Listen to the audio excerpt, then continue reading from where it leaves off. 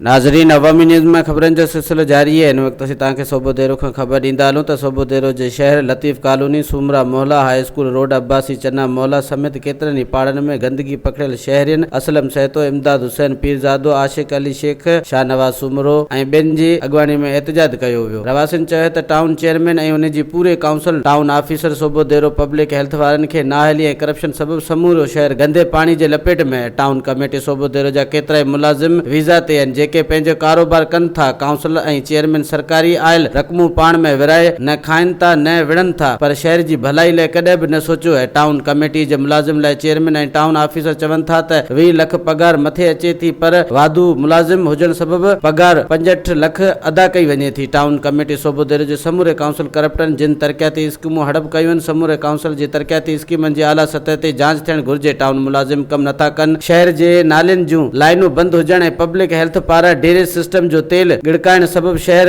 गंदे पाणी जे लपेट में आहे। चेयरमैन ऐं टाउन ऑफिसर शहर जी हालत ॾिसण बजाय आराम सां बजट कूड़नि वोचरनि ज़रिए हड़प करण में मशगूल आहिनि। वधीक ख़बरनि ऐं तफ़सील जे लाइ विज़िट कयो असांजी वेबसाइट awamiNewsHD.com ऐं ॾिसंदा रहो अवामी न्यूज़ HD।